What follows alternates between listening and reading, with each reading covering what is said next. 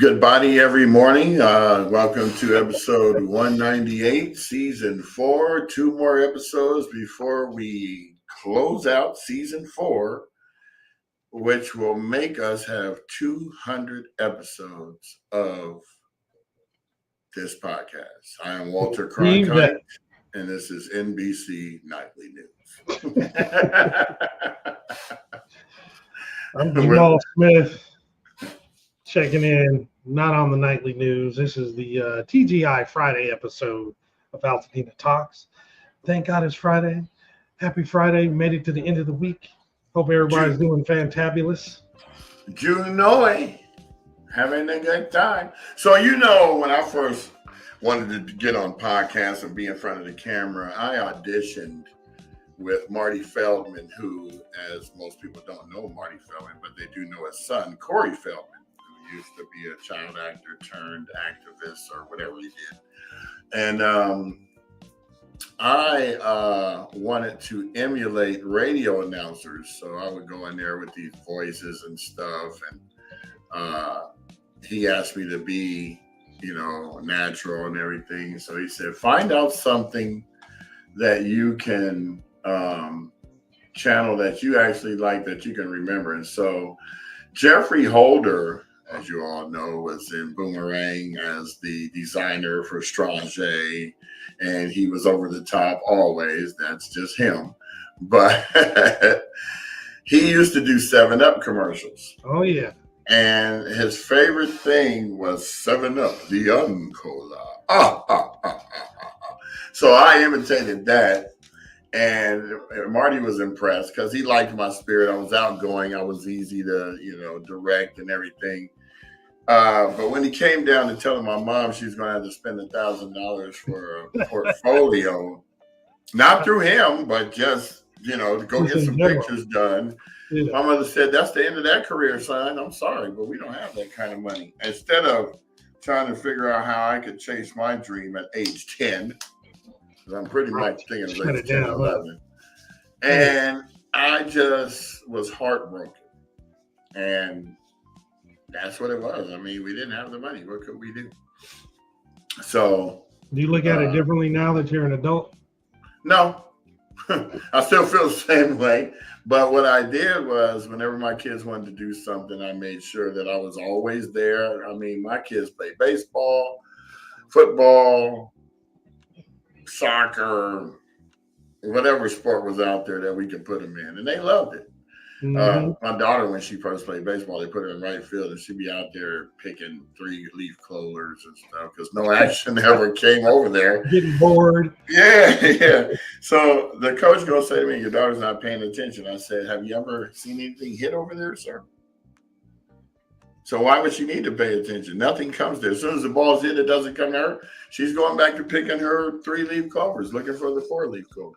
Right. So it was funny. One time she was out there doing it and messing around, and the ball puts a pop fly up, and she just looked at her 3-leaf clover, dropped it, ran over, caught the ball, threw it back, came back over, and played with the 3-leaf clovers again. And the coach said, "Lexus, move over to left field." After that, she was a beast. She got action. But before that, it's nothing happening over there. We've been doing the same thing. I am just bored out here, picking my nose and wondering what the poor people are doing that are out there eating sunflower seeds or whatever it was they're doing. Morning, Marcus. What's SROB? Yeah, I'm not sure. I don't know. We're gonna have to look that one up, Marcus. We kind of got thrown off on that one. So we are happy that the year is closing out almost. We got 2.5 months. It has gone by very fast, even though every day we get up to do this podcast, it seems like it takes all day, right? Yeah. But looking back on, this is like a reminiscing moment. Miss over you. Yeah, just went back and looked at all the videos from the beginning of this, starting with the joke that I did when the power went out on the 7th in Arcadia while we were eating at Olive Garden. And it's backwards. Borsap. Well, ATP, I know that. Altadena. Oh, bros, but you spelled Boers instead of bros. I was gonna wreck my brain trying to figure that out. But yeah, just went from jovial to scared because I was driving down Orange Grove and I'm talking tree trunk branches were falling. And I documented it all. That's the thoroughbred education. And Marshall is having its first annual Hall of Fame ceremony on November 8th. Marcus, did you know about it? Because there's been no notification about it whatsoever. We got an email saying that it was going to happen. And we meaning Sherry. Yeah, she sent it to me. Yeah. So I'm her agent. One of the most famous athletes coming out of there. Right. And we're still trying to find out anybody else, but she got inducted into the Pasadena Sports Hall of Fame in 2017.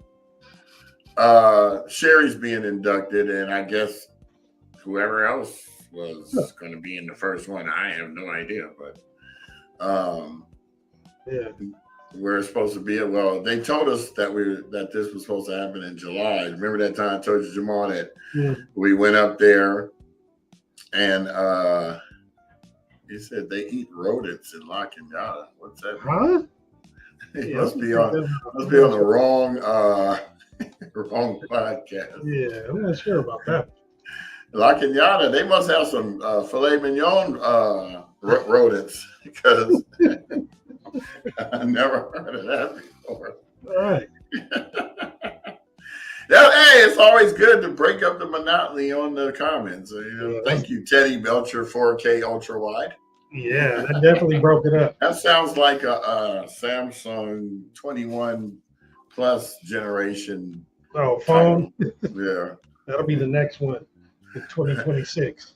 No, I got 4K ultra wide on the. You do too. The Teddy Belcher 4K ultra wide version. Yeah, I want that lens. That's the lens I want. The Teddy Belcher lens. Teddy, you should come out with a lens and call it the Teddy Belcher 4K lens ultra wide. That'd be great. I will buy it because I'm into that stuff. Now, if you can find me an ultra lens for this camera, that would be great because I'm gonna start using this in the field. This is the Osmo 3 with the tripod stand, courtesy of. Oh, hey man, that's all good. You right next door. In fact, half of Altadena residents are living over there, right by you. So, welcome to the town. Yeah. So yeah. That's 95. Hey, Teddy, we don't mind you trolling. We love trolls, especially ones that got Rams helmets on with frog-looking faces. the Frams. Los Angeles Rams. But, yeah, looking back and just seeing where we are now. I mean, what is this? It's been 100 and, what's this, 9 months? 270 days. Yeah, since so we got 60 more days left. 60 at the end of the year? 60, yeah, 70 something. What's it? 74? Something like that. So I completely agree with you. I never envisioned us doing this, number one, on a daily basis, because I've told this part. Yeah, Brian said I got to do this with him if we're going to do this, but I'm thinking once a week, maybe a couple times a month at the least. But he said. Well, you know what happened, right? What? We started getting crazy views, and I was like, "Let's do it again tomorrow." And then it just kept happening. Let's keep doing it, and that's how it happened. And then he gets all this inspiration on the spur of the moment. At the spur of the moment. So we always spew stuff right then. He's like, we're going to be on every day. And I'm like, in the back of my mind, like, damn, really? I'm making commitments for everyone. I'm like, what the heck? How's that going to happen? Hey, we figured it out. When one of us can't be there, the other two, hold it down. Or sometimes it's just one person. That that team that came together between you, myself, and Tony, it was meant to be, I think. And the specific roles that we play has been phenomenal. But man, to think we're going to get to 200 shows in a couple days, nah, ain't no way. What's funny is I would have done it every day because I didn't have nothing. Yeah, the reason why I wanted to be in front of this thing every day because I wanted to be able to. I felt that if people knew that I was in the same situation as they were, that they would pay attention to it. Because I'm going to tell you like this: if I was in Pasadena and Altadena fires happened, I probably would not have done this. Not at all. Because I wouldn't have been affected like that. It takes trauma for something to grow out of the ashes to make it so that it is now. I mean, look at us. We're the dynamic trio. Tony even, Tony? when we're not on, she now handles setting up the stuff, and everybody knows how to do everybody's job. So I'm very proud of you guys. Thank you for being on this journey with me. We're on it together. I get teared up because I made 2 great friends, and we're like brother and sister. We bicker like brother and sister. Yeah, we have. Except Tony's now the big little sister. She's the older sister, but shorter sister. Look, if we ever take a picture, we have to make sure that you lower the camera so that or get her Apple box. Tony's head in the picture. I always said, I'm like coming over here trying to get all this abuse. Man. I don't see Tony regularly, so when I see her, I'm always surprised at her height. Mouse. What'd you say? It's what? When you see her, what? She talking about that daggone mouse. What did you say? I'm trying to hear what you talking about me? Yeah, you. Oh, I was saying that I'm always surprised when I see Tony, at her height. I expect her to be taller, but then she's little, and then she's and her presence is so big. Right. It's so cool. And every time I do see her, I do have to admit, I'm like, man, ain't no way you're about to be 60. I know it to be the truth, but it's still one of them things like, wow. Yeah. I still black don't crack picture of you with your military uniform on, Tony. Just bright-eyed, bushy tail, ready to take on the world. I'm ready to go. Can she even hear us? Are you listening to us? She can't hear us. Or is she just ignoring us? That's what it is. Yeah. I'm stuck, y'all. I can't do anything. We can hear you. Yeah, we see you. We can hear you. Her mouse died. Her mouse. Oh. No, that's what she said. Daggone mouse. Oh. So she didn't even hear like the magnificence we just bestowed on her. Can y'all hear me now? We can hear you. We can hear you already. Oh, I couldn't do anything. I'm like, I'm we were giving you all these accolades and you heard nothing. No, I did not. I'm like, my mouse, I thought, okay, let me plug it in. Maybe it's not charged, but it's not doing anything. I'm having a anyway, good morning. Yeah, that's why I keep a wired one just in case. That happens to me sometimes. I have the dongle for it, but good morning. Happy Friday, everyone. She's coming out of that flustered mode. I don't know what it's doing, but it's all good. So you're going to have to go back and watch what we said about you because I don't think it's not going to have the same effect repeating it. It's all good. It's all good. No worries. She's going to go back and she's going to turn on the tears. Oh, they love me. Oh. Not at all. Oh, yes, you will. Yes, you will. Yes, you will. Because we said some very good things about you. There's only... Nah, not over that. Margaret said she's listening to jazz, y'all. You wasn't saying nothing. I see that. I was like, I can't do anything. I can't hear. It's crazy. I don't know what it's doing. Anyway, how are you all this morning? We are excellent. We were ready at 9:55. Shut the front door. Yeah. We just decided. We still didn't start till after 10. Yeah, but I'm gonna give an ovation, a seated ovation. I'm so proud of y'all. That's why I didn't log in till now, because I was like, oh, it's Friday. They probably just barely logging in. They probably haven't clicked start or anything. So forgive me for thinking that. I got good sleep yesterday. So it's all good. Yeah, I kind of had to force him to go home. We're on the phone. He's like, it's at the time you said, all right, man. Yeah, we got on the phone. He's like, I'm leaving the office at 7:30. So I'm watching the game and talking to him. I happened to look over. It was like, at 7:30, you better go home. I'm getting off the phone. Man. And then why did I look at that stupid game and we lost by 2? It was a good game, though. I didn't see the game, but I did see something on it about Joe Flacco. Yeah, and so, he became unflaccid. Right, and so he basically pooped on the Browns' face because they just traded him, and they're still playing games, not putting Shador in. So I thought that was quite classic that he would win that by 2 points against. It's steel curtain. Maybe it's an aluminum curtain. I can't be mad. I can't. He balled out. He really did. Fogies playing against each other. The older fogey won. 2 40-year-olds. So maybe it's an aluminum curtain instead of a steel curtain. Well, that's more like cellophane right now. And look, I can't talk about nobody because I think we are 1-5. Yeah, and the last loss that you had. What's my mama chiming in about? She was a mighty Air Force policewoman. I have pics of her in her uniform. Mm-hmm. Right. That's what okay, so you didn't hear what I said.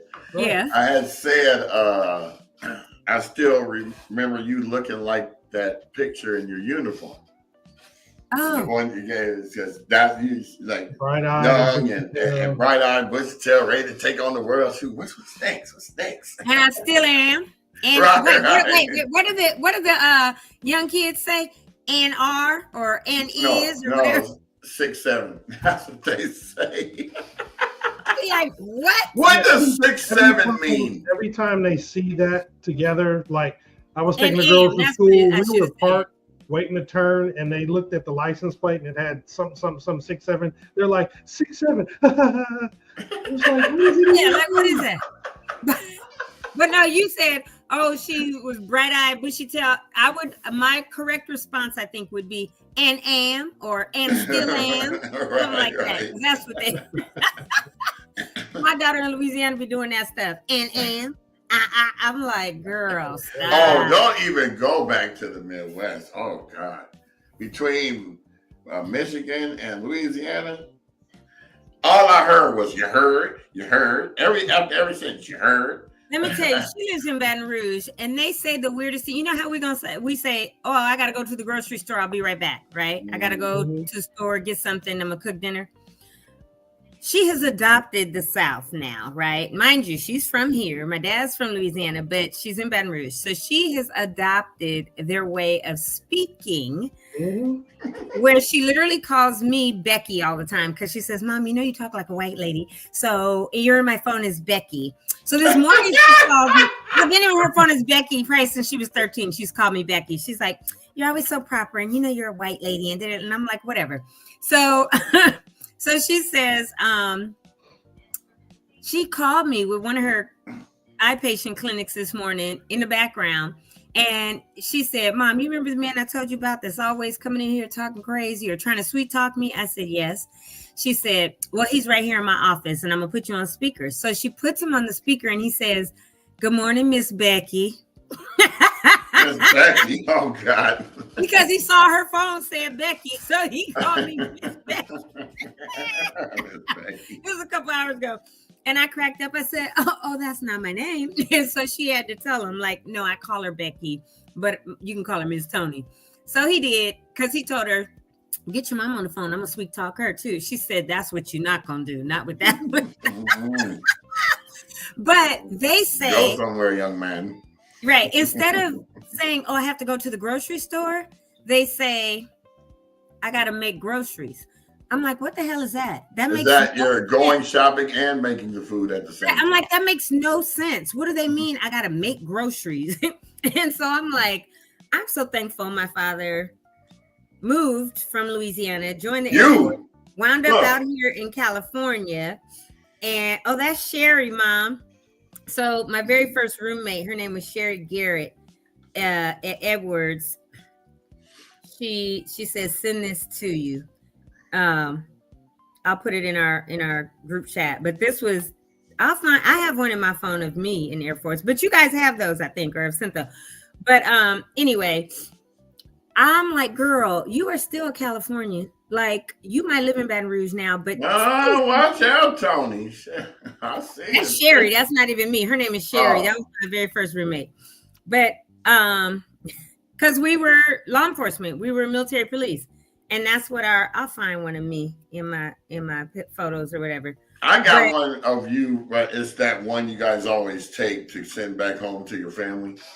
oh yeah, that's the one we all take in the beginning Right. at basic training. But Well, that's what I'm saying. That's the picture that I was going off of. She's like, I'm ready to take it all on. Let's go. well, you know what's funny? As we are talking, my mother is literally texting me photos of me or us or something. So let me see what she said. Oh, here's one. I'll send this one. Thank you, Jackie Bailey. That's my mama, y'all, Jackie Bailey. That was in the room, but so we used to wear these berets because when you're in the military, if you're military police, you wear these berets. So that one was one in the room. Like when I first got stationed up here at Edwards, she's probably looking for other ones because she has them all in her. She uploaded, but that's funny that she has that one of Sherry. That was when I first got stationed at Edwards. Thank you, mother. She's probably gonna send me some more, but yeah. So she says making groceries and all this other stuff. Big in Louisiana, you can talk to somebody and you're going to hear, okay, baby, and stuff like that. And it's super easy to slide into. When I go down there and visit family or whatever, I slide into that Louisiana dialogue really, really, really quickly. And then I have to go, whoo, wait a minute. I'm not from here, or whatever, because they all call me little white girl or say, oh, you talk so proper, or, oh, they call me Valley Girl all the time, right? Valley girl. She's such a Valley girl. And I'm like, no, we speak proper English. Unlike down here, y'all speak whatever that is, right? And so we go back and forth. But my daughter lives there now. And she That Creole slang. She loves Louisiana. And so she's in, and I say Baton Rouge. She says, you keep saying it wrong, Becky. And I'm like, well, what is it? It's Baton Rouge. No, we call it Baton Rouge. They don't say rouge, they say rouge. They don't even say New Orleans, they say Nolens. And no, they don't say Louisiana. It's Louisiana. It's Louisiana. That's why I said a minute ago it's Louisiana. And it is New Orleans. It's not New Orleans. So when I hear people say New Orleans, I always correct them. I'm like, no, it's New Orleans. Or just say New Orleans, right? It's all like it's one word. Just one word. And Louisiana. And so she always corrects me. She says, it's not Baton Rouge, Becky. It's Baton Rouge. And I'm like, whatever. It's not Rouge. It's Rouge,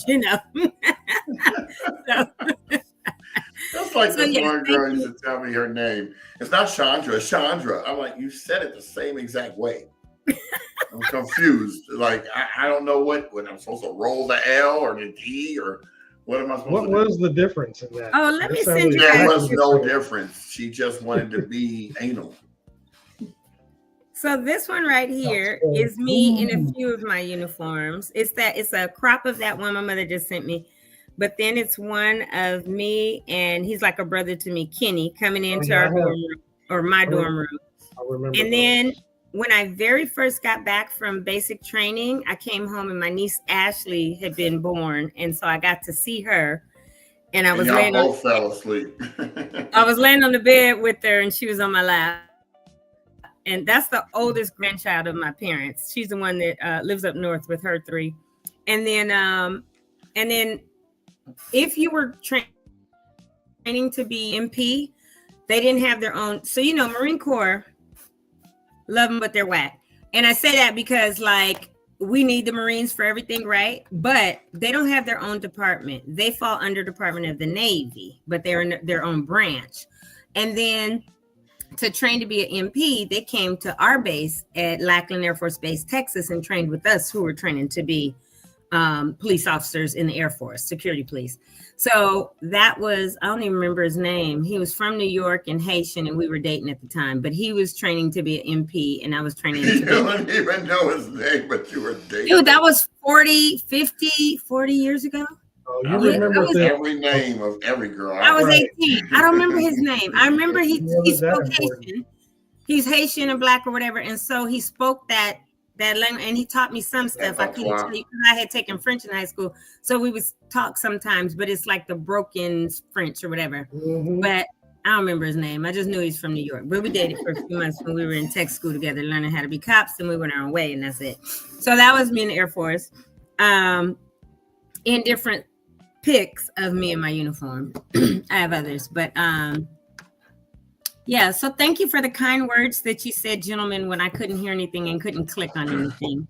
That's all right. I just watched the first 5 minutes. I heard you say when I first came on something about I've met two great friends, or I have two great friends, or something to that effect. So I will rewatch it. But yes, as everybody probably knows, I didn't know Jamal and Brian. Didn't know Jamal until this show, or until they invited me on. Met Brian and sat and ate with him, I want to say 2 years ago at Pinocchio's for like a John Muir High School fundraiser. Mm-hmm. And had seen him a couple times. That was it. I know that they're a Muir alum, but now... The only time Tony and I have had interactions before that is when she talks smack on the alumni board, and I have to say something back to her. Tony always talking smack.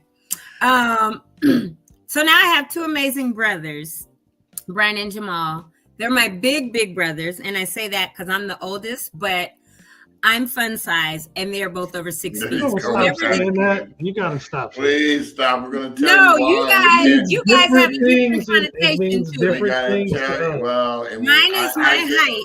I know, but because I don't allow people to call me short, so I say I'm fun size.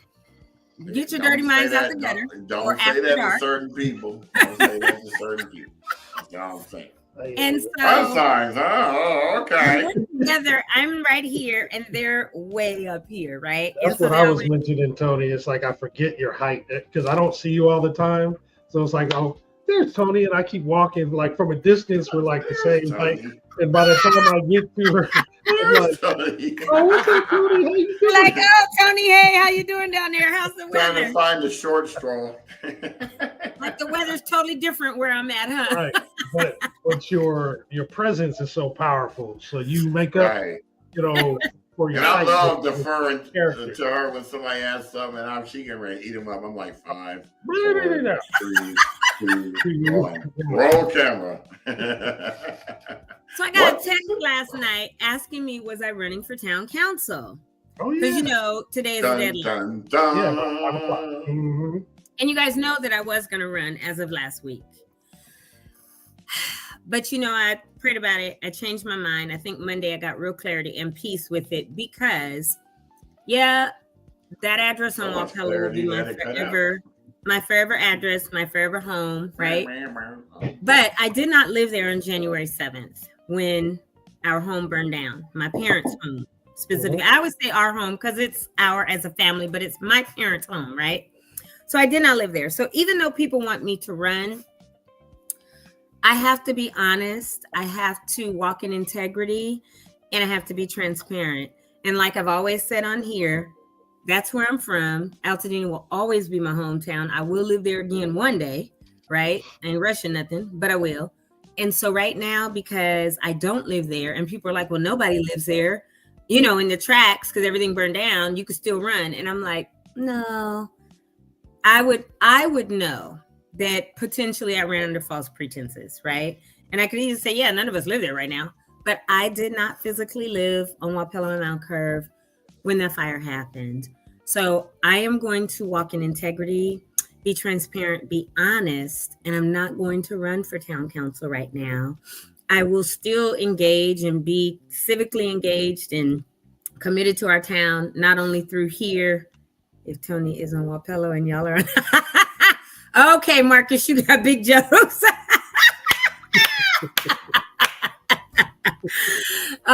But so I've made my decision. I know I hadn't announced it on here yet. I think I told Brian, but I got another text last night from someone, another text a couple days ago, like, okay, are we gonna help you with your campaign? And I'm like, so yeah, I prayed about it. I have peace about it.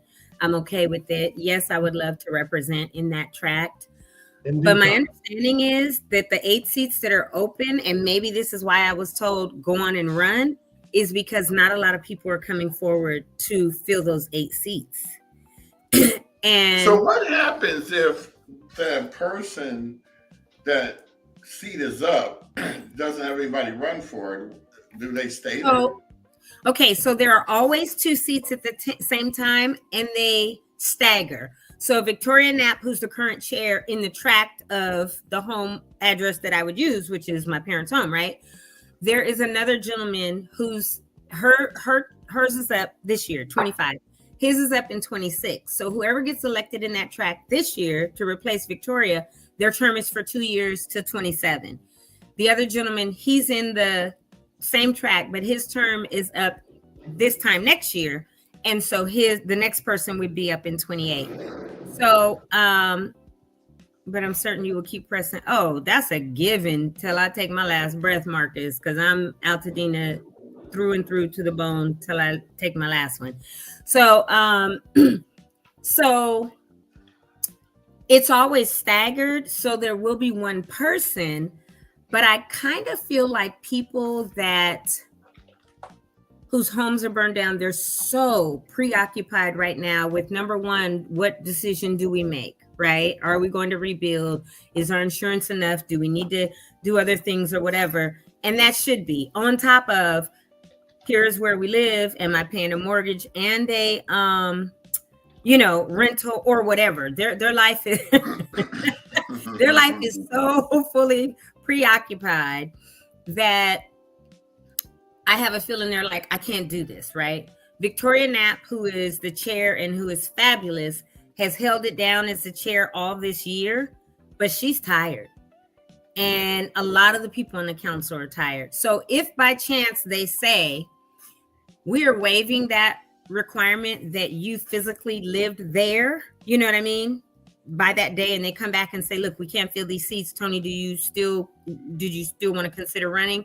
If that comes later, I will. But I think enough people probably have put in. I know that young lady, Allison Crawford, had already put in to run. She's a Muir alum. She lived over on Rubio and her home burned down. And so if she runs, I did text her the other day and told her my decision and said, if you need me for anything, if you run and you get that seat, all you got to do is call or text me, right? I will be there. I'll be available. I'll do everything I can. But if for some chance or reason somebody does not run or doesn't sit in that seat and they reach out to me and say, hey, Tony, would you consider putting your name in the hat for it? Then I will. Because I was very honest, even when I talked to Victoria and Nick recently at the Collaboratory, and I said, you all do understand that I did not physically live there. I consider myself a 57-year Altadena resident because my parents bought the house when I was 2.5 in 1968. My brother Jeff was born there that year in September. Like, that's our home. That's our permanent forever home address, right? Because like my kids, I think a couple of them still have that on their licenses and, different stuff. But either way,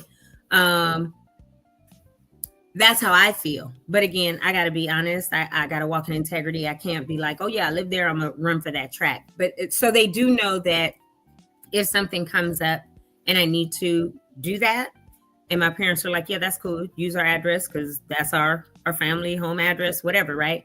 Then I will. But as of right now, as of Monday, I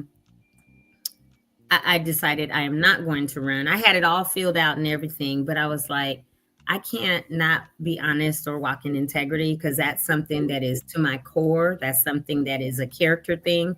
And we were taught about having good character and walking integrity by our parents. And so I will help out Dina however I can. But just know I have made the decision not to run because again, I got another text from someone last night. So love you all. Thank you for, encouraging or inquiring to see if I would. But I do want to just say on here today, I have decided, no, I will not. And those are my reasons.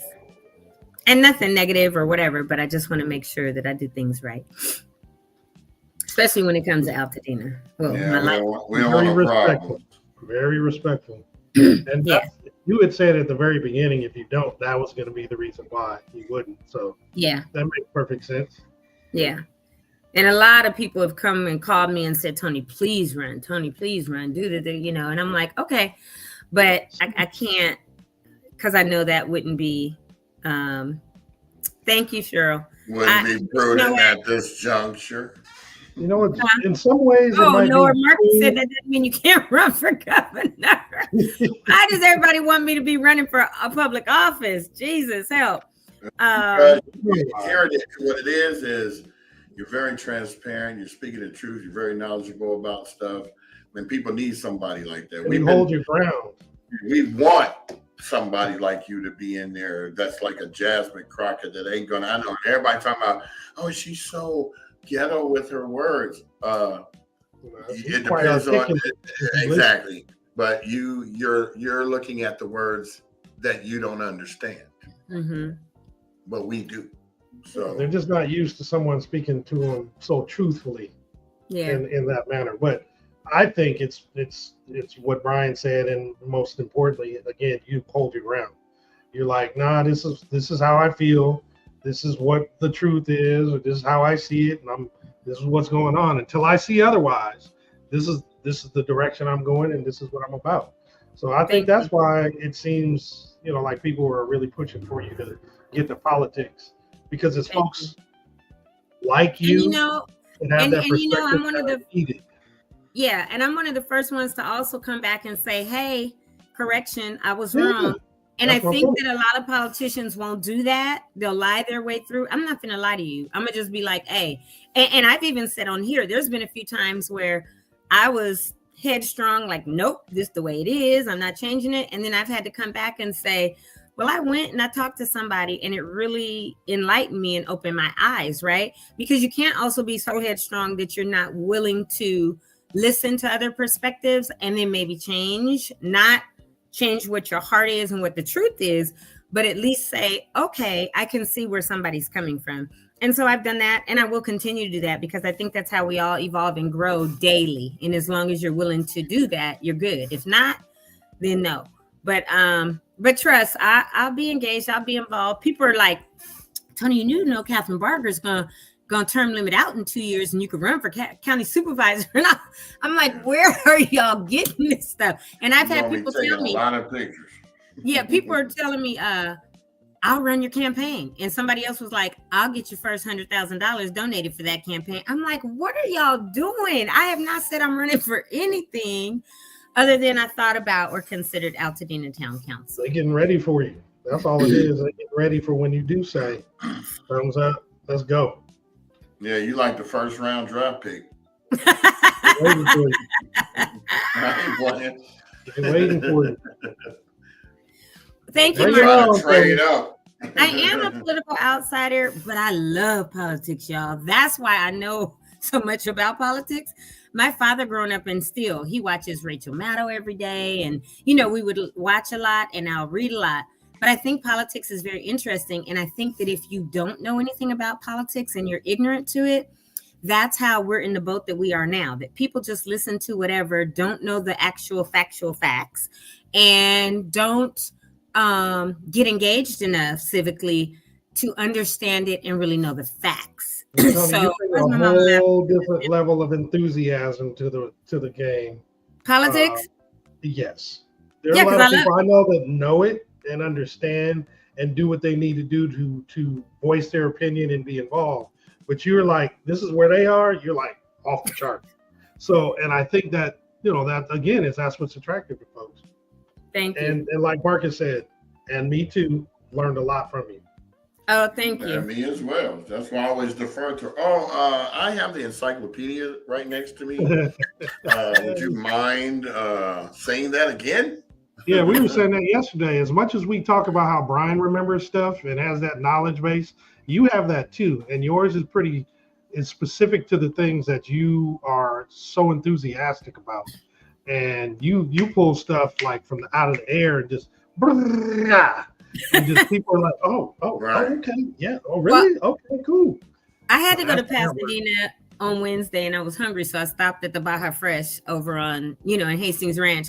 And I met a older couple from Altadena. Their house didn't burn down, but lots of people, family members and friends did.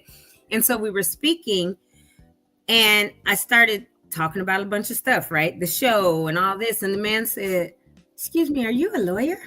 And I said, "No, but I've been asked that a whole lot." But and I was told growing up like, you should have gone to law school. But it's just, those are the things, law, justice, because I'm gonna take the side of an underdog in 2 seconds, and y'all know I be ready to fight people, right? But I don't physically fight people anymore. I have to just, anymore. Anymore. Did you hear that part? Look at my mama talking about she was born like that, knowing everything. Oh, we've heard. She shared that with us. I don't know everything, but look, my son Seth is like that. And I remember when he was about 8 or so, either my dad or mom said that to him. And he said, "I may not know everything, but I know a lot." and he was real little. So he had a little squeaky voice when he said it. But, I'm now, Marcus, yes. It used to be the other way around. And even now, I'm not going to fight you like that, but I'm going to handle you. So, Don't get on the bad side. But hi there. Oh, here, come here. I'm gonna let you get in my lap. Y'all heard me fussing yesterday, and this little joker here. I'm gonna put you on the camera for 7. Let's see if they. Oh, you've been in the backyard. You got so this is 7. I am dog sitting. 7 is big for a lap What's dog. up, 7? No, he's a mini schnauzer, and I love 7. Scott, I just barked at he's Scott. laying on my shoulder. It's not fair. My dogs are at home. His mother brought his food and stuff, but she forgot his bowls. So he will not eat unless I put some of his food in my hand. And y'all know I'm not going to be just hand feeding this dog. So get down, go play. He's like a big old person. I did earlier. I gave him some. And then I was like, boy, you better. I have a dog bowl. I put it in there. He will not eat that food out that dog bowl because it ain't his. So it's Hannah's friend. And she went to Atlanta. And we're supposed to be sharing custody this weekend, but I ain't seen or heard from her. So I may have 7 until Monday morning. And she brought him yesterday at like 4:50 in the morning. so 7, this is second time that I've dog set him, and he loves me and he loves playing in the backyard and running, but he won't eat. He will drink water. So I don't know what I'm gonna have to do to get him to eat his food because his mama forgot his bowls. He gonna eat something, you get hungry enough. And that's what I figured, but I fed him yet. He'd been here since 4:50 yesterday morning. What did Marcus say? For what I gave him a little while ago, he's gonna learn today, right? Because I'm like, you better eat, boy. And I put him in his crate last night because he think he gonna be all in my room or up on my bed, and I'm like, no, sir, it's time for you to go to bed. I put a blanket over it and covered it, and brought it in the house, and was like, good night. But 7 is, I don't know if he's 2 yet or something, but he's cute as he could be. Yeah. How big is he gonna be? That's it. That's his full size. He's a miniature schnauzer. He looks full on.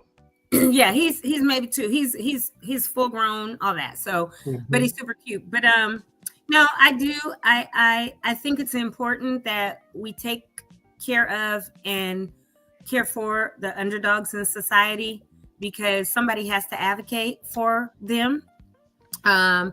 And so if it's me, because of just my personality and who I am and how I always have been, because let me tell you something, I've been a tough cookie also since birth. I don't know what I was like as an infant, other than like I grew up with asthma, had really bad asthma, but I was always sick and at the doctors and getting allergy tests and all this stuff and taking that nasty green asthma syrup medicine I had to drink. But I've shown you guys pictures of me probably being 2 years old with an attitude, or maybe 3.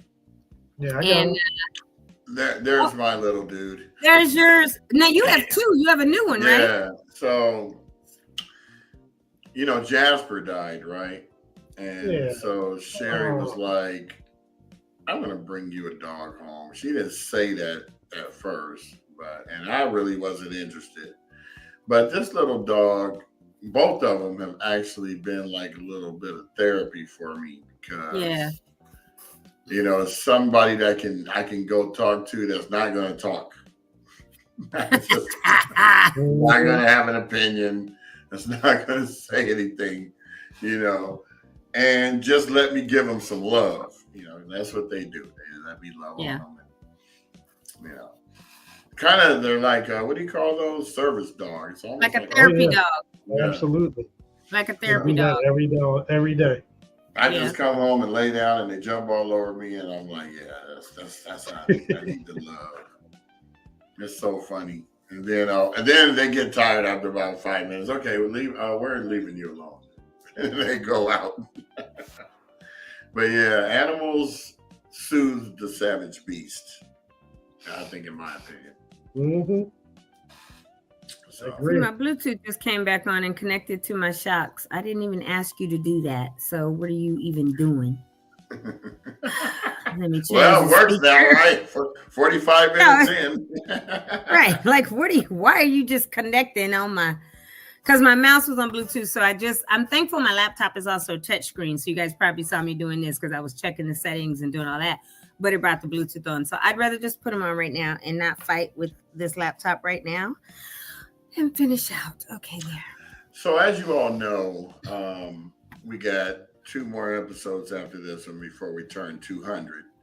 And the suggestion was, let's flip I was going to say Wacky Wednesdays, way back Wednesdays to Wellness Wednesdays, because I think this last one we did was pretty good. And it's time to focus on some things that people really need to have in their lives. Support groups, talking about where you can go to, do self-therapy, like go to the park. Lay down on the grass and stare at the sky. Grounding. I do a lot of that. I'm always on the ground. One time I was laying in the park and the police came up and said, "You okay?" I said, "Yeah, man, I'm just taking in the universe." But you got to be careful what you say to police because they always think you're on drugs when you say something weird stuff. Lucky they left you alone. And he went like this. He goes, "Carry on. I wish I could do it." I said, "You could. Lay down." That's what I'd have told him. Lay down. But he didn't want to do it. He was like, "Nah, I'm on duty." I said, "Well, when you get off duty, find the nearest park, go to a secluded area, and just lay down. No one's going to bother you unless another police officer comes along and goes, 'What are you doing there, Jim?'" Other than that, I used to go to Mount Wilson. It's been closed for a while since the fires, but I really love the drive up. And I really love the sanctuary and the silence. So when I used to go up there before, I used to take my drones. And at 6,000 feet is the second ozone layer. So when you're up there at Mount Wilson, you can do see, feel like you high. Well, you could see the brown layer underneath the blue layer. There is a clear line that shows you.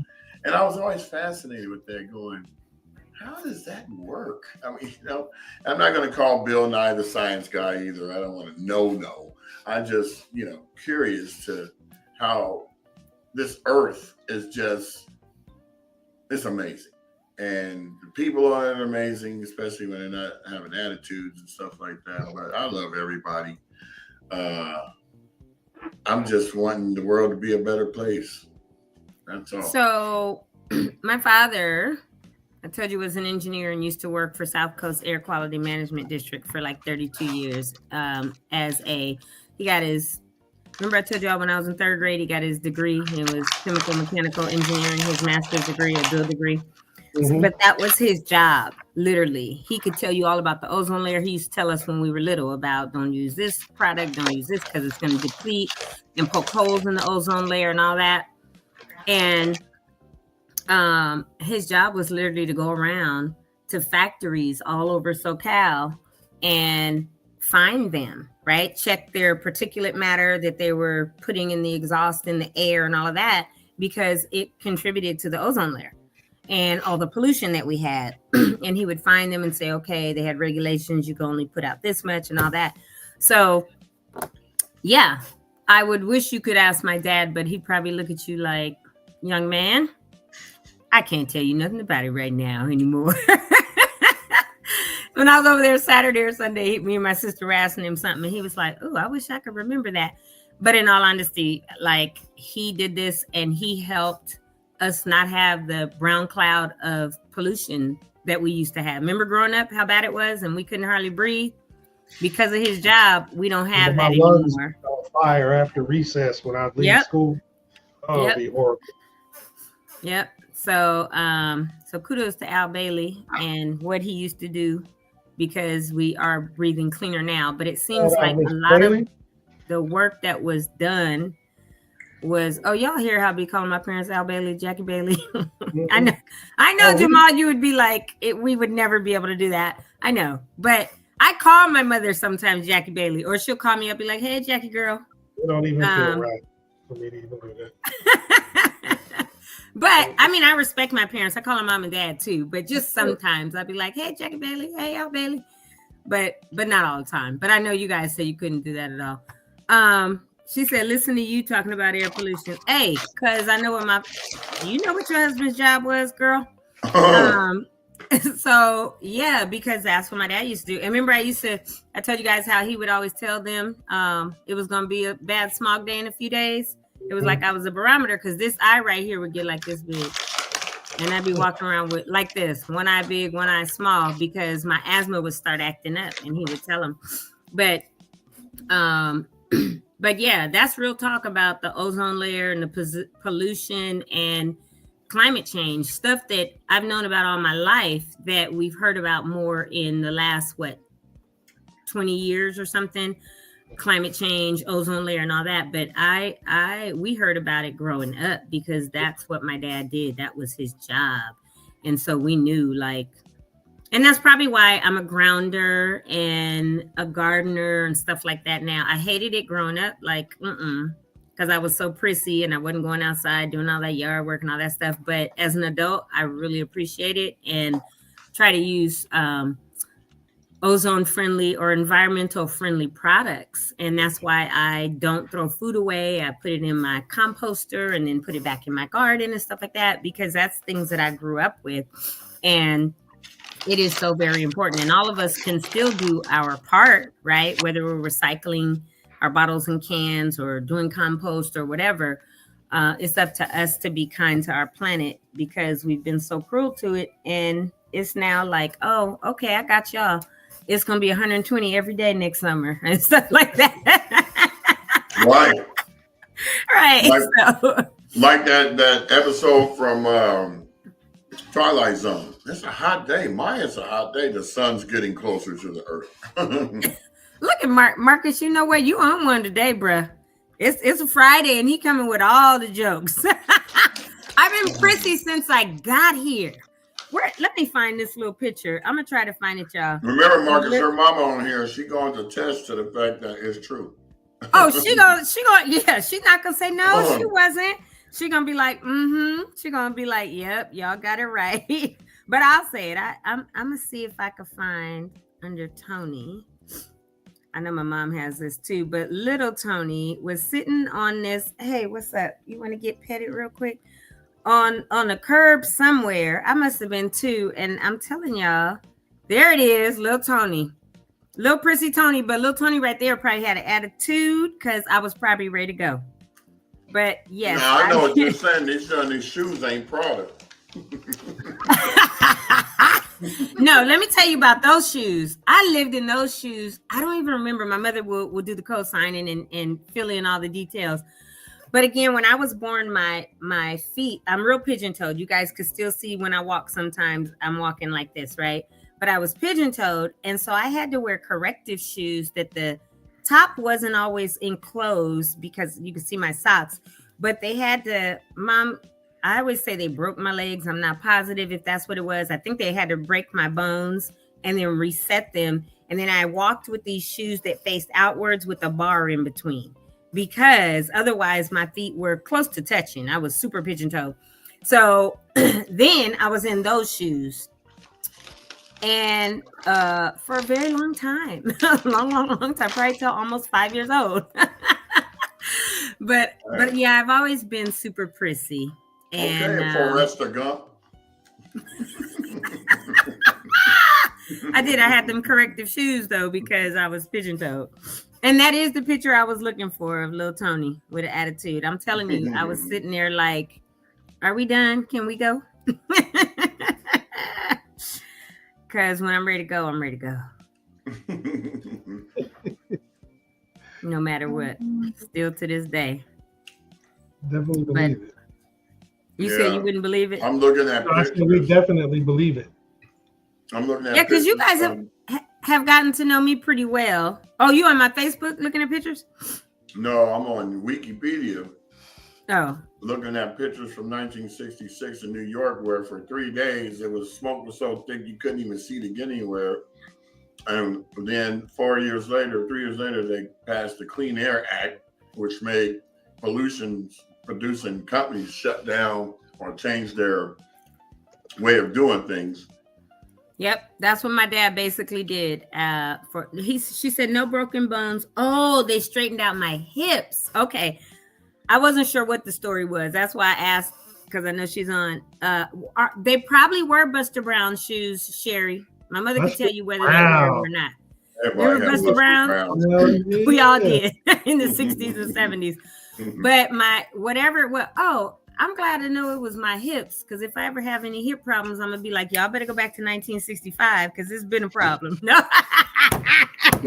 70. but yeah, it was correct. So next time you guys we're all together, you'll probably see when I walk, you'll be like, oh yeah, you do still walk pigeon toe. But I've never tripped and fell over my feet or anything, but I did have to do. I have actually tripped over my own feet. That's a lie. Because I walk like this still. Not like this, but still I kind of walk pigeon toe. But anyway, so I had hip problems at an early age when I was born, apparently. That's all right. Your mama had the wherewithal to notice and get it fixed. Oh, yeah, they did. Well, because I was pigeon toed. So whatever happened, they had to straighten out my hips in some way, shape, or form. And yes, those little white shoes I had to wear, but they were turned out. It was almost like how you see kids, they put their shoes on the wrong feet. Mm-hmm. But my shoes were made that way. Like going. So you were naturally gangster walking. Yeah, they had to give me those because where are you at, 7? You must be outside. 7. Look, I had to check on him because he'd be outside, and I don't want no coyote jumping the wall or the fence, and then I hear something else because I had. Oh, there you are. Okay, he's having schnauzer fricassee. Yeah, he loves being outside though, and my backyard is big enough that he could just play and all that. I'm glad you don't have that size yard at the house. I don't know if it's that size yard or what, but he loves being outside over here. Because hi, you came in because I called you. Thank you. I had to check on you, okay? Anyway. Yeah, you was Forrest Gump. They were on a bar. The shoes went like, you know what? Let me see. What were they called, Mom? I'm going to say corrective shoes with a bar. I'm going to look for it. In 1960. And I'm going to look for pictures of Forrest Gump. You know what?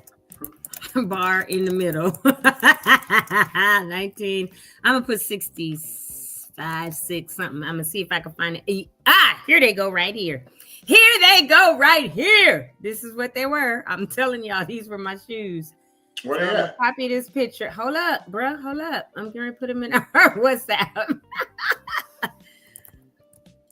I found them. This is what I wore for I don't know how many of the first years of my life, but here they go.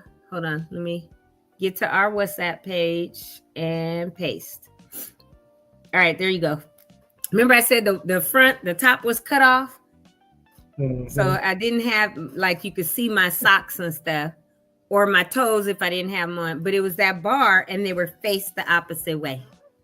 So I got a pretty good memory, y'all, because I remember I used to live in them. Those are my shoes. Yeah, so see how they went out? So they faced the other way, and then the little toe part was cut off, and that's how I walked, or had to wear them anyway. I don't know if I walked in them, Mom. Did I walk in them? Or they were just on like when I slept and all that? I don't even know. But my mother knows. She could chime in. You didn't walk in them. Oh, they were for sleeping. Okay, see, before I even asked, she answered. What are you? No, I didn't have the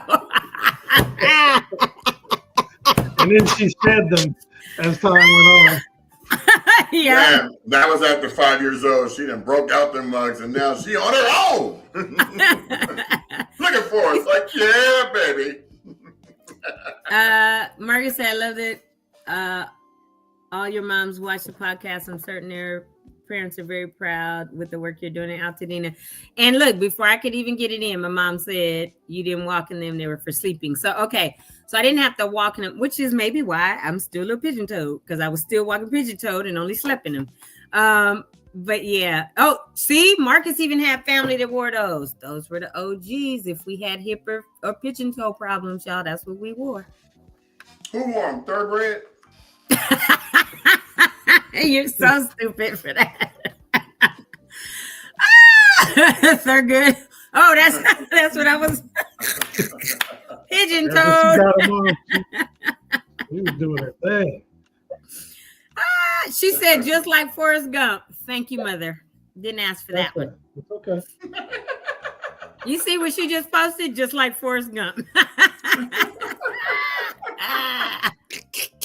Give that pigeon-toe dance. Hey, so that was the first. And do you know I can't see walking? I've tried to learn it, and I just can't. Maybe because I'm too pigeon-toed. You gotta put those anyway, brake shoes back on. They got that flexible spring, so when you kick the foot to the right, it come right back. Can you imagine having a baby with those on, and the baby sleeps in your bed at night, and they turn? Oh, that's cutting your leg all up. Ask your mama to see the scars. And she knows she got some. Your father was like, Can you put that girl in there, man? Nathaniel. She get to go in her own crib. I think we all slept in our cribs. You got to try doing it in cursive. I have been an independent person since birth. I mean, I never wanted to be in the house. And my dad had a CNI dog, this big German Shepherd. Mm-hmm. And we had this big old backyard in Ohio. And I must have been about 2. And the funny thing is, I can remember this. I remember the thickets were real tall because my father was blind, so he didn't cut the yard. My mother wasn't going to do it. And so I'd be out there in the thickets with the dog, because the dog would be right there with me. Mm-hmm. And my mom would say, Brian, come in the house. I wouldn't come. She'd go, Kingston, bring Brian. So he grabbed me by the shirt and shirt. That was my dog. Oh, the dog. Okay. Yeah. So he grabbed me by the shirt and dragged me in, and I'm kicking and screaming the whole time. And he plopped me right there and probably look at my mom and go, I can't stand this child. Right. So you had Kingston. I had Hippo. I miss Hippo. We had Hippo and then Tyak, but Hippo was my big old my big old Saint Bernard. Remember I told you guys we had that Saint Bernard whose head was like that big? It was, yeah. That was our dog. The short hair one, not the sloppy, long hair shedding on everything and all that. There he is. That's my DOG. And look, I had an 80s hairdo that was like this, and his head and neck was humongous. That's my dog Hippo. See how he looked like an album cover that Lauryn Hill would use. See how cut he was here, the leg. Yeah, that has some pecs. That's my dog. I'm telling you, I cried a baby. Oh, my mom said me and Eric. That's right. Me and my brother Eric did both have those shoes. I cried like a baby that day. 2:00. I remember they had to go take him to the vet to put him down, and they said they were putting him down at 2:00. And I was in history class in the D building, crying because they would put my dog down. I knew I'd never see him when I got home again. I'm like, what's wrong with you? I'm my dog. I'm my dog. I was boohoo crying. The teacher, everybody knew. Now that is the only dog that I would probably get again, because dogs. Oh, he coming in here with his bill on. Dogs are like some damn babies, y'all. Because like I said, hey, come here. You want some of this food? I filled up your little cup. She don't want nothing. I don't want none of that. Eat, now watch. I filled up. His mama gave this his little scooper, right? So I filled it up just now. Put it at his nose. He didn't want it. I'm putting some in my hand. Let's see. Here, you gonna eat? Eating it out my hand, y'all. Oh, hey, let's do the little pigeon toe dance for that. You have to eat, man. You have to eat. Get you out of here. Right? Because he don't want to eat his food. I even put warm water on it, to make it like gravy and stuff. Like gravy train? Yeah, he's eating it out my hand. Crazy. I used to put water on every type of dog food, not knowing that they all don't do that. Yeah, no, not all of them. Not all of them. But here, you want some more? We've had such a good conversation that we haven't even made any announcements yet. I know, me coming on late, couldn't hear stuff. Yeah. Go ahead. Go for it. I'm not even in that mindset right now. I gotta bring myself back. I'm enjoying the conversation. Handfuls of food, little bit at a time. I'm looking for the images and listening to the convo. Good stuff. Now look, I know me and my siblings and all of the grandkids and my parents are all spoiled and stuff, but I am literally hand feeding this freaking dog. 7, you have lost your mind. You will not eat out of the bowl, the doggy bowl that's here, because your mama left yours, but you want me to hand feed you.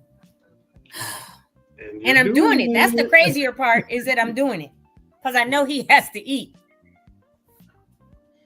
Yo, I'm hand feeding. Oh, Jamal, you said that one of the events is canceled up at the library, right? It's the here. The board game. Yeah, hold on. This is not gonna happen until Monday. I'll tell you that. You will be hungry, but you haven't eaten since you got here yesterday morning. So here, you got to eat something. Can't believe I'm sitting here feeding you by hands and feeding you a dog.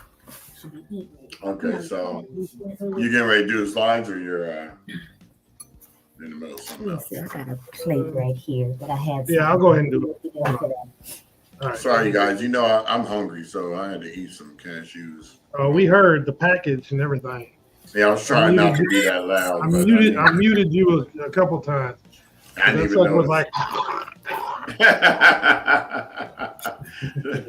I'm not pulling a Tony. I need some snacks right now. You about to go get some snacks and go downstairs and go like this? Yeah, you know it, baby. Oh, now you're eating. Good boy. Here, I'm gonna put the rest of it on this paper plate. It's more. Now I got you to eat. Finally.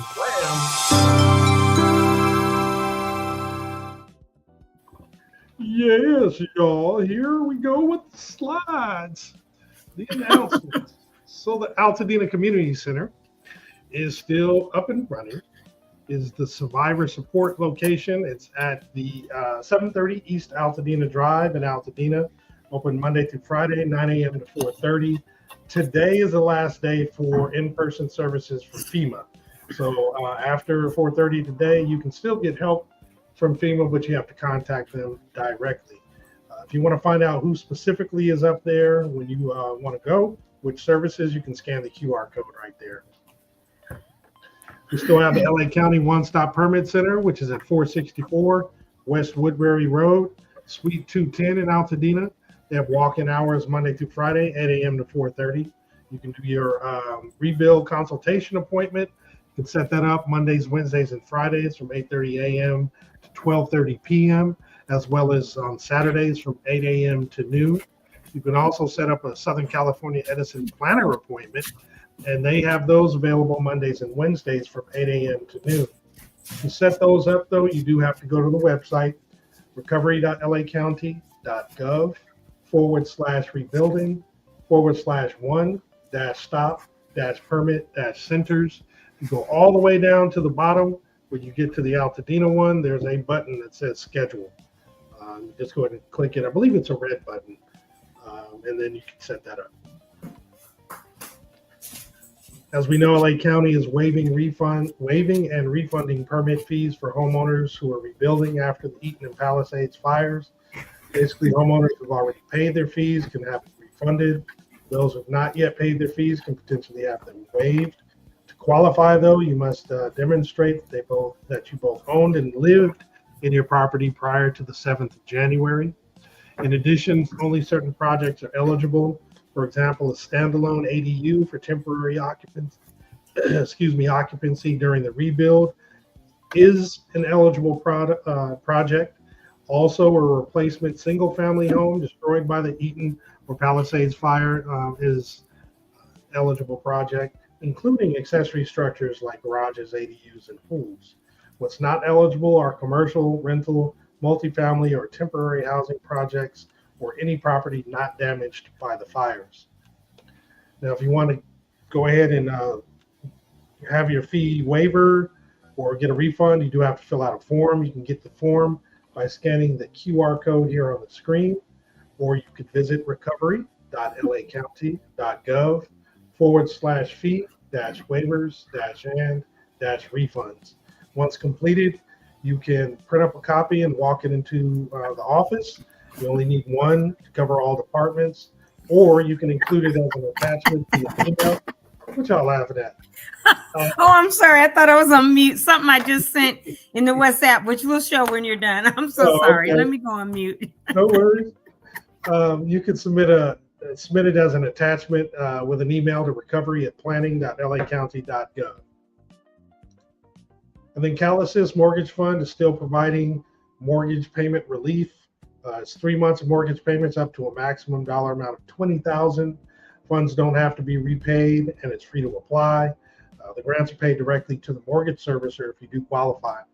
And if you do apply, please be prepared to provide your mortgage statement, bank statements, utility bills, homeowners insurance, or FEMA claim, in addition to your proof of income.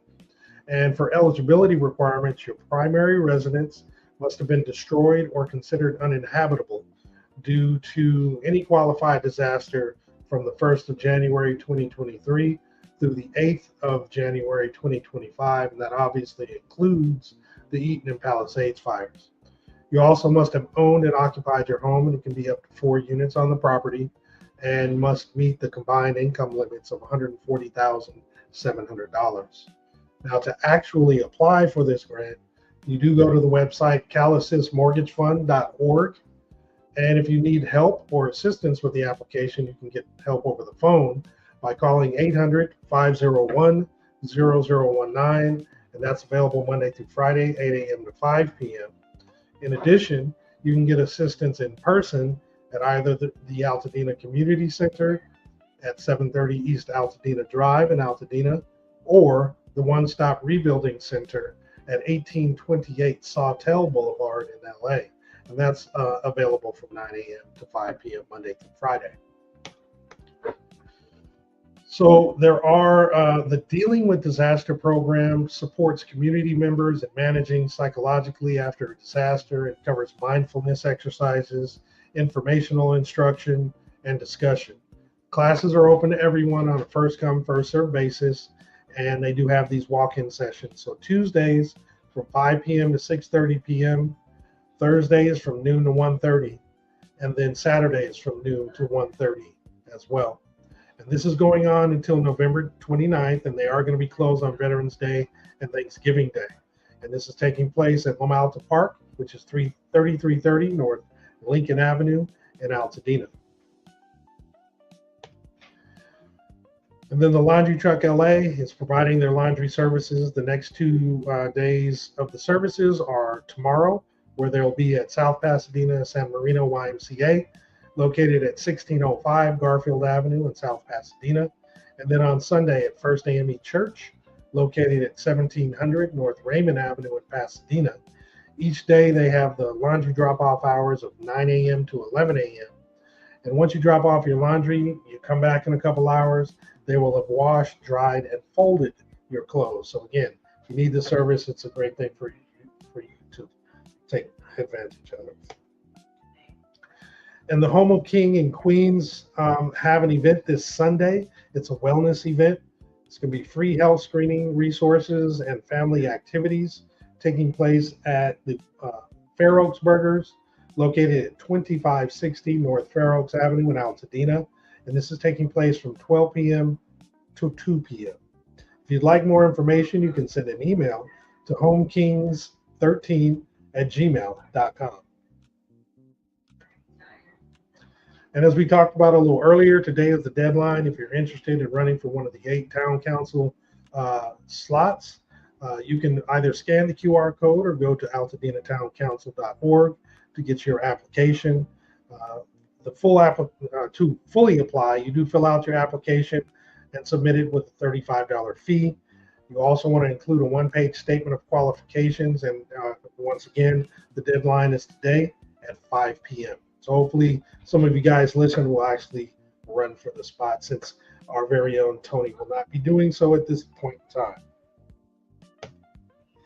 Then the farmers market with Together We Thrive is going to be taking place today from 5 p.m. to 6:30. It's going to be at 3541 Brandon Street. Brandon. They do suggest that you get there as soon as possible, because it may shut down early, because it's only until supplies run out. So if you're interested, please take advantage of this. Check it out. Dina Heals has a free yoga event guided by Yancey Cummins. It is tomorrow. So come through for an all levels grounding and revitalizing movement practice to help us connect deeply with our bodies and calm our minds. Yoga mats are provided and walk-ins are welcome. The doors open at 9 a.m. The class begins at 9:15 a.m. And this is located at the Paseo Outdoor Mall, which is 300 East Colorado Boulevard, Suite 151 in Pasadena. If you do want to participate, they ask that you reserve a spot at bit.ly/D as in David H-yoga.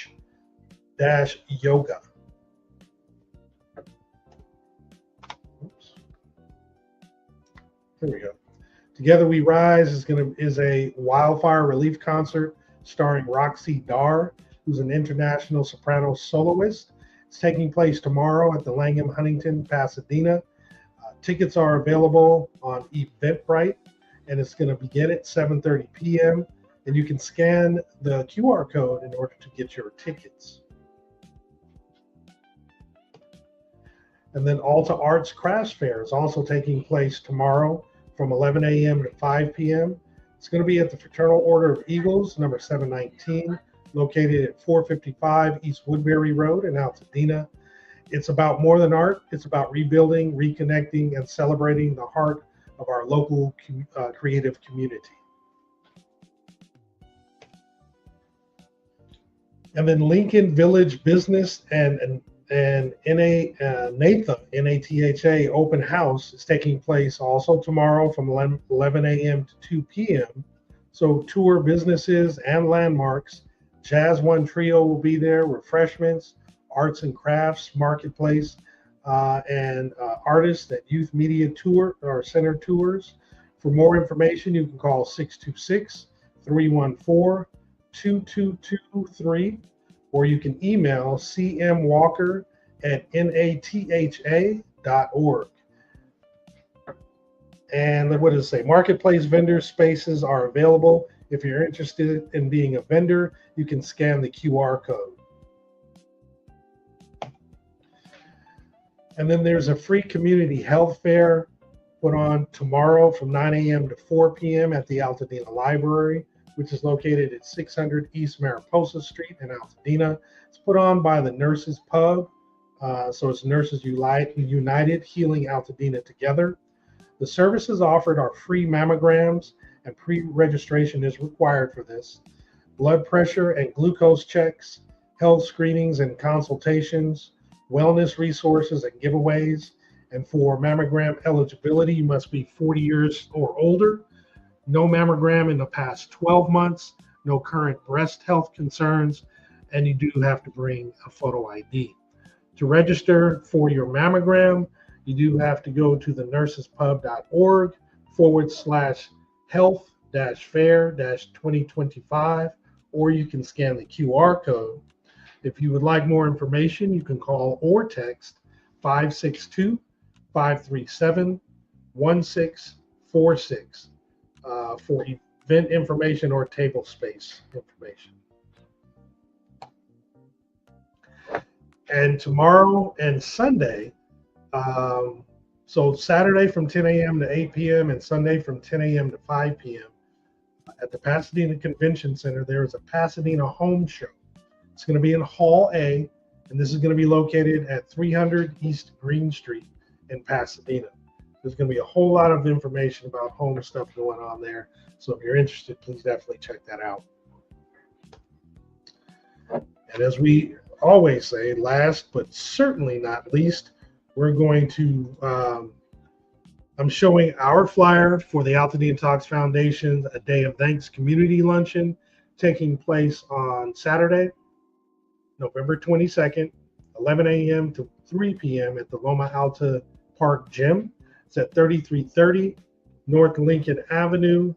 And this is for those folks whose homes have been destroyed or considered uninhabitable, and you do need to provide proof when you register. If you want to register, please scan either QR code, the one on the screen or the one in the upper, or on the flyer in the upper left-hand corner of the screen, or you can go to altadenatox.org/ATF meals sign up in order to get there. And Tony, when she comes back on, can probably let us know where we stand at this point in time with the registrations. And hopefully you haven't had to kick anybody else out. No, I have them highlighted. I need to give them a call, that family of 9, because again, they're on Orange Grove at Lincoln. So you didn't lose a house and you don't qualify for this. But we're at 112. And yeah, if I minus those 9 at 103. But so really the real number is 103. I'm not going to remove them from this until I speak with them. Sure. But again, we are checking your IDs that you upload to make sure your house is no longer there. You were affected, and you have a right to come to this. We don't want you to take up space that could be for people that lost everything, because we're really doing this for them. And with that in mind, please share the flyer, the information, if you have the QR code, with those that did lose their home or their house, they couldn't move in because of smoke damage. Please share this with them so they can participate. It's going to be a great day. We're going to have very great, very good tasting food, and it's a chance for everybody to fellowship, get together, see folks like we've mentioned before. You either haven't seen in a while or just a chance to get together and talk with one another, see where we stand. There'll be some folks where you can get some information as well. Like we had Williams on, he'll definitely be there. You can talk to him, and there'll be other folks that you can ask. Hold on, y'all. This little killer is barking at one of my sons and his friend, I think. No itty bitty dog. Who do you think you're barking at? Sorry about an alarm now. Gosh, boy. That's how Chewy used to be. And you're on mute. It's gonna be tough. And littlest thing. Every time. Right. Chewy Now you gotta go out back. Go. So I opened the front door because he likes to sit there and look out of the screen. But now, see, you can only go in the backyard. So, Tony, he would have got away with that license plate if he would have put a month sticker. He didn't put that. It's just a year sticker. So pull that up. You guys, I just got this, I get alerts on my phone all the time. And something came up and it said is an article that somebody got pulled over by the police after they noticed a handmade license plate. So when you look at the picture, I was like, that was clever. Was it? I can't put it up. Putting that up. Curious. Hold on, let me remove this one. Clever, because they had like the letters in the right color and the. Yeah, you just the letters really don't look like. They had it on the news yesterday. I saw this. That's hilarious to me. This fool got the spare tire on the trunk. Well, that was probably after the police stopped him. Oh, okay, because there's a seatbelt holding. Oh no, it is something holding the tire. Now that I look at it bigger through the back window. Yeah, there ain't no window up there. Lord have mercy. Oh, maybe they just bought it and just didn't have an opportunity to go do anything yet. But Atwater, California. Where the heck is Atwater? Atwater is down here. But you know what? Atwater Village, Atwater. That is see the writing on the back of the window? That is a salvage vehicle. No, Atwater is in Northern California. Oh, not Atwater Village. Sorry. Yeah, this is no wonder why what's so funny? California has 40 million people. Mm-hmm. Majority of them live down in Southern California. But right. Which is why traffic is so horrible. Right. That's why when you see something like Atwater and they got their homemade plates, they'll be like, every time I think of Northern California, I think of clever. But yeah, when you look at the tire is bald, the seatbelt from the back window is holding it on. It clearly is a salvage car because the writing is on the back window. And they made their own plate to be able to get around until they could do whatever, I guess. But it even says dmv.ca.gov on the bottom. Pull that picture back up, y'all. This is hilarious. They wrote the California in cursive, wrote their own license plate number, did the little red sticker for the expiration for your tag, and then at the bottom put dmv.ca.gov. They got online and said, he would have got the month tag. He probably would have got, well, first of all, those letters, the 8 got real small. They they were doing well, and then they got real little. They made that with a sharp. Right. Look at that W.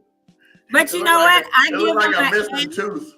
I give them an A for effort because, baby, they were like, "I'm getting this car where it has to go. I need a new tire. I need a new window." That is too cute.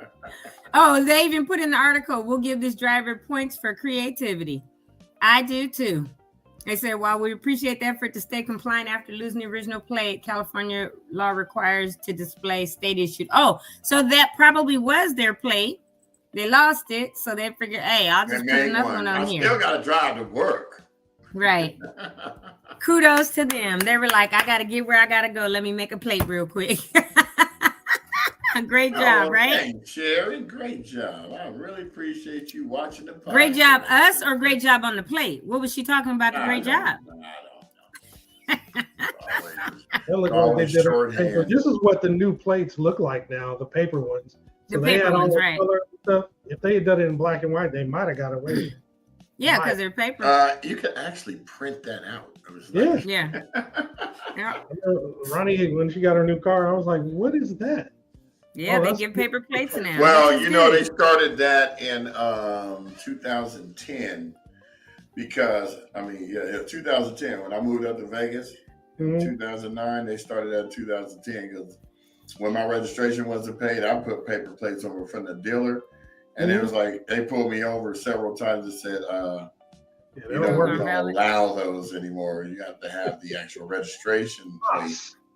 Mm-hmm. And I was like, "Damn, I talked my way out of 7 tickets up in Vegas." Yeah, because I was just nice. Everybody like, "What you pulling me over, officer?" I'm not doing all that. People always think if the police pull you over, that's your moment to make a video. It better be your moment to talk about and giving you a ticket. How about that? Just be cooperative, man. Yeah, that's it. I mean, you never know when a police officer is having a bad day. And your smile could change his whole outlook on how he deals with the rest of the day. So, well, I don't know about y'all, but the way I'm going to deal with the rest of the day is... You're going to get food. You know it. Mm-hmm. I'm over here snacking on cashews. That's not enough. Before we do that, though, I just want to give a shout out to the Dodgers. Want to wish them, The broom is in the corner. Yeah. We got one to go. Is it tonight? It's tonight. Hey, we finna be back in the World Series. Now, I don't doubt that we're going to the World Series. I'd love to sweep them because they did not win a game against the Brewers during the regular season. Yeah, and if we got to do the sweep. That'd be great. They lost 6 straight games to them. Yeah, that would be dope. Playoffs are a whole different beast. But good luck to the Dodgers. Wish you the best. Let's do it because they are doing. Let me see what my mom has to say. The Dodgers. Oh yeah, she asked me to send her the flyer for the November event. Absolutely, Jackie girl. I'm gonna send it to you right now. You want it via text or? Oh look, I'm looking at my phone, talking to my phone, but I need to look here and say because she's on here, not on the phone. you want me to send it to you in an email or text? I'm gonna send it to email and a text. That's okay. Because I'm gonna send her the flyer and the full, here's where you can go, yada, yada, yada. So she can forward that to any of her friends. All right, there it is. What is the name of it? A Day of Thanks Community Luncheon. So, Mom, I'm sending it in an email. Yes, text. Okay, I'll send the text too. But this has the link for people to click, and then I'll add the flyer, and then I'll send it to you on your phone in just a second. And I did another of it, Tony, with the QR code a little bigger. I just put it in the WhatsApp too. I'm not sure if that was. Well, I had the QR code bigger, but I made it smaller the other day when I had to add the verbiage beneath that says Altadena residents because of the other residents. So that's fine that you did that, but I made some adjustments to it the other day. So whatever. It's the same flyer you updated. I just simply and I'm just saying I put it in the WhatsApp. Oh, because I gave you access to my Canva to update it. That's right. Okay, cool. That document. Yeah, that's fine. The thing about it is, as long as they get the information, I don't care about the size of the QR code or nothing else. And I know that's how you feel too. Let's get it out there, however it is that we got to get it to people. Appreciate you making the update. And because I know on here, it needs to be large enough people could see and maybe scan it. So that's cool. Whatever it is, long as people get it, let's get it out there. Yeah. Yep. So Jackie Bailey, I just sent the flyer. Let me get this. I know you guys are laughing internally about me calling her that, but I do. Like my daughter calls me Becky. I do call my mother Jackie Bailey sometimes, y'all. Because that's her name. Absolutely. Now, if I really went all the way back to her birth government name, woo, I might get like when I see her next time, but I doubt it. But anyway.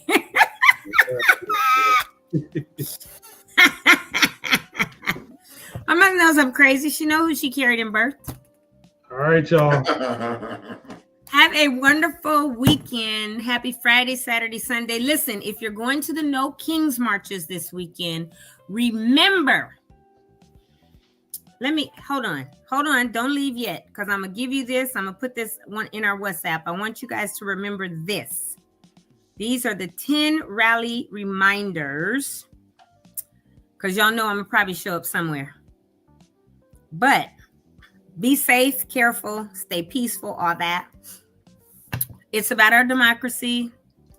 If you want to go, but remember these things so that you are safe, so that the clowns can't try to come out of nowhere and snatch you up or whatever. I found this online and I really liked it, where it says lead with love, not anger. 10 reminders, look out for one another, smile and greet others. Maybe we could put that on our page. Celebrate families and kids, lift your voice with positivity, keep it clean and respectful, make your signs speak peace, be mindful of words and tone, model nonviolence in every action, and carry joy beyond the rally. Because the clowns from 1600 and the regime, propaganda regime, is saying anybody that goes to these marches this weekend hates America. No, we don't. We actually love our country and our democracy. Right. We love our country, our democracy, our freedom of speech, and we are marching to preserve that. So these are some really good rally reminders. If you go, remember those things and don't let them say, oh, Antifa was there or somebody infiltrated, because what they will do, the other side, we know, they will send people to try to stir up chaos and start confusion and all of that. So then the police will have to use riot batons or shields or gear or tear gas or whatever. That's how you will know the difference. If you are truly going and it's about democracy and all that, remember those 10 things and make sure you're safe no matter what. But have a wonderful Also, if I like to add, if you are going to go to No Kings, these protests, just go ahead and go get these masks. Everyone. Cover your face. Everyone should wear one of these Guy Fawkes masks. You know, that way nobody knows who you are. You got the long hair, you got the mask on. Yes. They'll think you're some English bloke. Had to throw that in there. All right, people, we're outro. Oh, and here's what it would look like if you all wore them. See how that works? Nobody knows who you are. That's perfect. This guy right here in the middle, he didn't have enough money to buy one, so he drew one. Hey, we just saw somebody made a paper plate. You can make a paper man. Right. And you won't get pulled over for that one. Look, Right. put up paper, put what you want on it, make what you want. Make a sunny, smiley face, whatever, if you want to protect your identity. But go and enjoy and have a wonderful weekend. I think it'll be 87 by Sunday. So, we're in the season right now at 6 a.m. It's like 50 degrees. The next, by 10 a.m., that's winter. By 10 a.m., we're at springtime. By 1 p.m., we're in summer. And by 5 p.m., we're in fall. And so enjoy all 4 seasons every day because that's the time of year we're in. Have a good one. Yeah. What she said. All right, Who's y'all. pressing the button? Talk to you guys. Somebody. This is